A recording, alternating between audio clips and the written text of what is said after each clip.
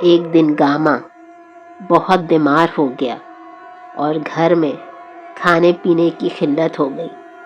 بیمار گاما شدید بخار میں تپتے ہوئے اپنی بیوی سے بولتا ہے کہ لکشمی، کھانے کو کچھ ہے تو تو دے دے۔ لکشمی کہتی ہے کہ گھر میں بس ایک ہی روٹی ہے، تم کھا لو۔ منّے کو بھی بھوک لگ رہی ہے، اس نے صبح سے دودھ نہیں پیا۔ یہ سن کر گاما تڑپ جاتا ہے اور چودھری دیوان کے پاس جاتا ہے اور بولتا ہے کہ کچھ روز میں نے طبیعت کی وجہ سے چھٹیاں کی تھیں، آپ مجھے کام بتا دیں تاکہ میں کام اسٹارٹ کر دوں تو کچھ پیسے مل جائیں۔ گھر کے حالات بہت خراب ہیں، میری بیوی اور بچہ بھوکا ہے۔ چودھری دیوان بولتا ہے کہ مجھے تم جیسے بیمار نوکروں کی کوئی ضرورت نہیں ہے۔ تم نے جتنی چھٹیاں کی ہیں اس کے بدلے میری زمینوں کا بہت نقصان ہوا ہے، فصل بھی نہیں اگی، لہٰذا تم جیسے بہانے باز اور کام چور کو نوکری سے نکال دے رہا ہوں، اب دفع ہو جاؤ یہاں سے۔ یہ سن کر گاما کے ہوش اڑ جاتے ہیں۔ بخار میں تپتا ہوا گاما چودھری دیوان کے پیر پکڑ لیتا ہے۔ مجھے مت نکالو، میں اپنی بیوی اور بچے کی زندگی کی بھیک مانگتا ہوں، رحم کرو، رحم کرو۔ گاما مسلسل منتیں کرتا ہے، مگر چودھری دیوان اپنی اکڑ میں رہتا ہے اور بولتا ہے، میری ایک شرط ہے، اگر تو واپس میری زمینوں پر کام کرنا چاہتا ہے تو اپنی بیوی کو بولو کہ وہ میرے پاؤں پر گر کے معافی مانگے اور میرا تھوک چاٹے اور ناک رگڑے۔ یہ سن کر گاما کی غیرت جاگ اٹھتی ہے اور وہ طیش میں آ کر بولتا ہے اور لعنت بھیجتا ہے اور کہتا ہے، میں تیری غلامی پر نہیں جیوں گا، اس سے اچھا ہے کہ ہم بھوکے مر جائیں مگر تیری غلامی میں نہیں رہیں گے۔ چودھری دیوان کو بہت غصہ آتا ہے اور وہ اپنے نوکروں سے کہہ کر گاما کو دھکے مار کے گھر سے باہر نکال دیتا ہے۔ گاما روتا ہوا لکشمی کے پاس آتا ہے۔ لکشمی دھاڑے مار مار کے رو رہی ہوتی ہے چونکہ اس کی اپنی طبیعت ٹھیک نہیں ہوتی۔ اس نے 2 دن سے کچھ نہیں کھایا ہوتا اور اس کا نومولود بچہ بھوک کی شدت سے بلک رہا ہوتا ہے۔ یہ دیکھ کر گاما کی آنکھوں میں خون اتر آتا ہے اور وہ واپس چودھری دیوان کے گھر دیوار پھلانگ کر گھس جاتا ہے اور ایک پہرے دار جو کہ نیند میں ہوتا ہے اس کی بندوق چھین کر اندر گھس جاتا ہے۔ اتنے میں دوسرے پہرے دار کی نظر پڑ جاتی ہے اور وہ گاما کو وہیں شوٹ کر دیتا ہے۔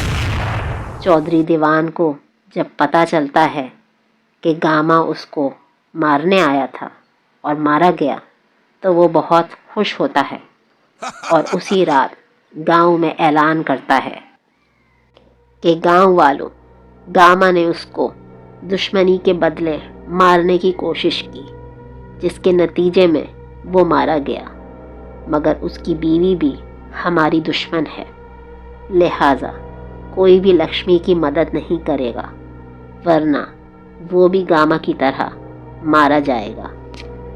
ادھر لکشمی گاما کی موت کا سوگ منا رہی ہوتی ہے اور چودھری دیوان کو دل سے بد دعا دے رہی ہوتی ہے۔ اس کا نومولود بچہ بھوک سے مسلسل رو رہا ہوتا ہے اور وہ ممتا کی ماری اپنے بچے کی خاطر مجبور ہو کر گاؤں کی گلیوں میں زور زور سے چیخ رہی ہوتی ہے کہ کوئی اس کو روٹی دے دے، کوئی اس کے منّے کو بچا لے، مگر کوئی گاؤں والا اس کی مدد نہیں کرتا اور نہ دروازہ کھولتا ہے۔ وہ بھوکی پیاسی گلیوں میں روٹی کی بھیک مانگ رہی ہوتی ہے کہ اتنی دیر میں بارش شروع ہو جاتی ہے اور وہ بیچاری اپنے لختے جگر کو سینے سے لگائے لوگوں سے التجا کر رہی ہوتی ہے کہ کوئی اس کے منّے کو بچا لے، مگر تھوڑی دیر بعد اس کا منا اس کی گود میں بے سدھ پڑا ہوتا ہے، جس کو دیکھ کر وہ زور زور سے چیخنے لگتی ہے اور اس کو سینے سے لگا کر چوم رہی ہوتی ہے اور گاؤں والوں کو کوس رہی ہوتی ہے۔ وہ تیزی سے بچے کو تھام کر کنویں کی طرف بھاگتی ہے اور چیخ چیخ کر بولتی ہے، تم سب گاؤں والوں نے میرے بچے کو مار ڈالا، اب میں واپس لوٹ کر آؤں گی اور انتقام لوں گی، ایک ایک آدمی کو چن کر ماروں گی، جس نے میرے منّے کو مجھ سے دور کیا، اب میں ان کی اولادوں کو نہیں چھوڑوں گی۔ یہ کہہ کر وہ کنویں میں چھلانگ لگا دیتی ہے، اور جب سے یہ سلسلہ شروع ہوا ہے، ہر 2 روز بعد کوئی نہ کوئی مرد اس کی بھیٹ چڑھ جاتا ہے۔ وہ بہت خطرناک اور ستائی ہوئی بدروح ہے جو بھٹک رہی ہے اور اپنا انتقام لے رہی ہے۔ آہستہ آہستہ وہ گاؤں کے سب مردوں کو مار ڈالے گی اور تم کو بھی نہیں چھوڑے گی۔ تم چلے جاؤ بیٹا یہاں سے، یہ کہہ کر شیر محمد کی ماں رونے لگتی ہے۔ نہیں ماں، میں بھاگنے والوں میں سے نہیں ہوں اور نہ بزدل، میں بہادری سے اس معاملے کا حل ڈھونڈ لوں گا۔ گاؤں والوں نے اس عورت کے ساتھ اچھا نہیں کیا، میں گاؤں والوں کو اس کی بددعا سے بچاؤں گا، بس آج رات ہی میں اس کی بھٹکی ہوئی روح کو چین دوں گا۔ بس اماں، تم مجھے روکنا نہیں، مجھے پتہ ہے جو میں کروں گا ٹھیک کروں گا اور گاؤں کے حالات پہلے جیسے ہو جائیں گے۔ یہ کہہ کر شیر محمد رات کا انتظار کرنے لگتا ہے۔ رات کھانا کھانے کے بعد وہ ایک پلیٹ میں روٹی اور سالن نکال کے رکھ لیتا ہے اور بوڑھی چڑیل کے آنے کا انتظار کرتا ہے۔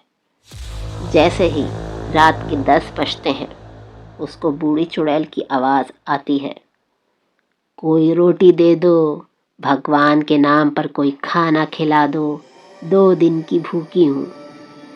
یہ سن کر شیر محمد کھانے کی پلیٹ اٹھاتا ہے اور دروازہ کھول کر باہر چلے جاتا ہے۔ اس کی ماں اور بہن اس کو روکتے رہ جاتے ہیں، مگر وہ ہاتھ میں پلیٹ لیے باہر کھڑا ہوا ہوتا ہے اور بوڑھی عورت سے مخاطب ہو کر بولتا ہے، اماں، او اماں، دیکھو میں تمہارے لیے کیا لایا ہوں۔ اچانک بوڑھی چڑیل کی نظر اس پر پڑتی ہے اور وہ اپنی زبان نکال کر منہ پر پھیر رہی ہوتی ہے، جیسے وہ ابھی شیر محمد کو کھا جائے گی، مگر اچانک اس کی نظر کھانے کی تھالی پر پڑتی ہے جس میں روٹی اور سالن رکھا ہوا ہوتا ہے۔ وہ بوڑھی چڑیل اپنے لمبے ہاتھ کر دیتی ہے اور کھانے کی پلیٹ چھین لیتی ہے۔ وہ ہاتھ میں روٹی اٹھا لیتی ہے اور اس کی آنکھوں سے آنسو بہہ رہے ہوتے ہیں جو اس کی درد بھری داستان سنا رہے ہوتے ہیں۔ شیر محمد دروازہ بند کر کے واپس گھر میں آ جاتا ہے اور پوری رات جاگ کر گزارتا ہے۔